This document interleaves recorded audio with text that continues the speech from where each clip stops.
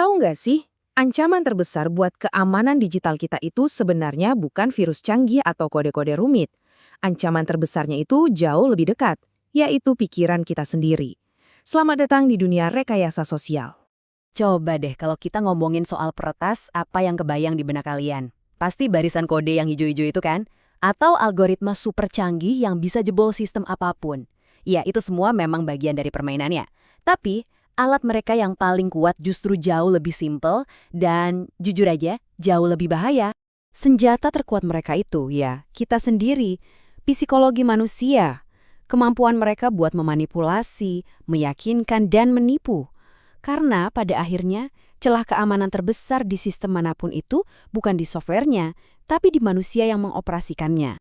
Nah, ini dia definisi dasarnya. Jadi, rekayasa sosial itu bukan soal ngeretas mesin, tapi ngeretas manusia. Ini semacam seni manipulasi psikologis buat bikin seseorang lakuin sesuatu yang harusnya nggak mereka lakuin, atau ngebocorin info yang harusnya mereka jaga rapet-rapet.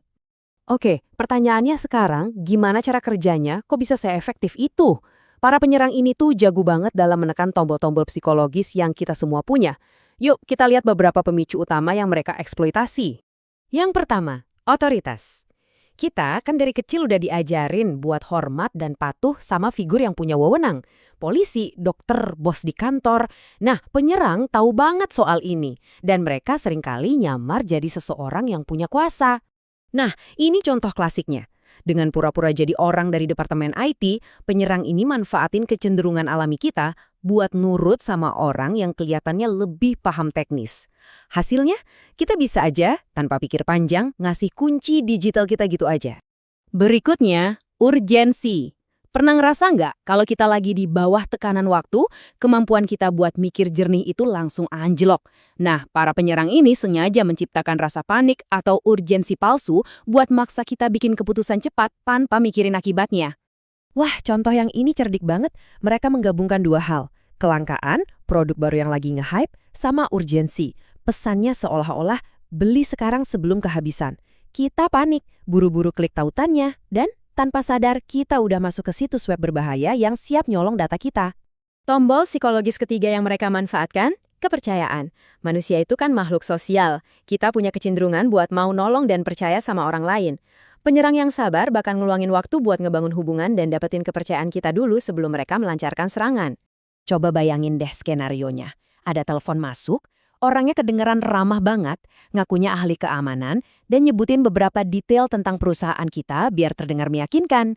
Dia bangun hubungan baik, lalu dengan kedok membantu, dia nuntun kita buat nginstal software jahat di sistem kita. Kepercayaan kita dijadiin senjata. Nah, sekarang kita lihat yuk, gimana prinsip-prinsip tadi dipakai dalam teknik serangan yang lebih spesifik, yang berbasis interaksi manusia. Kita mulai dari peniruan identitas atau impersonasi. Oke, ini taktik yang paling dasar. Pura-pura jadi karyawan biasa. Serangan ini ngandelin keinginan staff helpdesk buat ngebantu. Berharap mereka bakal ngelonggarin prosedur demi efisiensi. Simple, tapi kadang berhasil. Nah, yang ini levelnya naik dikit. Dengan bawa-bawa nama besar kayak CFO, penyerang, nambahin tekanan otoritas sekaligus urgensi. Siapa coba yang berani nolak atau nunda-nunda permintaan dari kantor pimpinan? Kalau yang ini, perannya dibalik. Unik kan? Penyerangnya bukan minta tolong, tapi malah nawarin bantuan. Dengan nyamar jadi tim teknis, mereka bikin kita percaya kalau ngasih info itu adalah hal yang benar buat ngelindungin data kita. Tentu aja, rekayasa sosial itu nggak cuma terjadi lewat telepon atau ketemu langsung. Yuk kita bedah gimana para penyerang ini menggunakan prinsip yang sama di dunia digital. Phishing, mungkin ini yang paling sering kita dengar ya. Intinya mereka itu mancing informasi sensitif dari kita. Tips singkat nih. Sebelum klik tautan apapun di email, coba arahin dulu kursor ke tautan itu buat lihat alamat web aslinya. Coba deh lihat contoh di layar ini. Kelihatannya profesional banget kan? Lengkap dengan logo DocuSign yang kita kenal. Tombol lihat dokumennya juga meyakinkan. Tapi disinilah jebakannya. Sekali klik, kita bakal dibawa ke halaman login palsu. Begitu kita masukin password, data itu langsung terkirim ke si peretas. Kalau phishing itu kayak mancing. Nah, baiting ini lebih kayak pasang perangkap pakai umpan yang super menggiurkan. Teknik ini mainin dua sifat manusia yang kuat banget, rasa penasaran dan keserakahan. Bayangin deh, Kamu lagi di lift, terus nemu USB drive dengan label kayak gitu. Apa yang bakal kamu lakuin? Rasa penasaran itu pemicu yang kuat banget. Mungkin kita mikir, cuma lihat isinya bentar doang. Tapi, begitu USB itu dicolok ke komputer, malware di dalamnya langsung aktif. Sistem kita pun terinfeksi. Umpan yang simpel, tapi efektif banget. Serangan-serangan ini kelihatannya emang acak, tapi seringkali ada polanya, ada rencana yang terstruktur di baliknya. Yuk kita bongkar metodologi 4 langkah yang biasa dipakai sama para prekayasa sosial ini. Ini dia blueprint-nya. Pertama, mereka ngumpulin informasi soal target. Kedua, mereka milih orang-orang tertentu di dalam perusahaan. Ketiga, mereka bangun kepercayaan, persis seperti yang kita bahas tadi.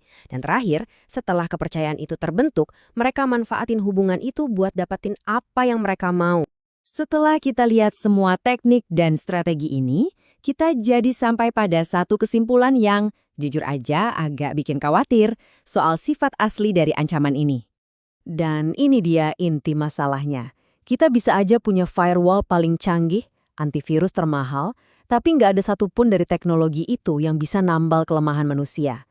Serangan-serangan ini bisa ngelewatin semua pertahanan teknis karena mereka nargetin langsung operatornya, yaitu kita. Ini ngebawa kita ke pertanyaan terakhir yang paling penting. Kalau teknologi nggak bisa sepenuhnya ngelindungin kita, terus apa dong? Jawabannya ada di dalam diri kita sendiri. Kesadaran, sikap skeptis yang sehat, dan kebiasaan buat selalu verifikasi ulang. Karena firewall terbaik untuk pikiran manusia adalah pikiran itu sendiri yang selalu waspada.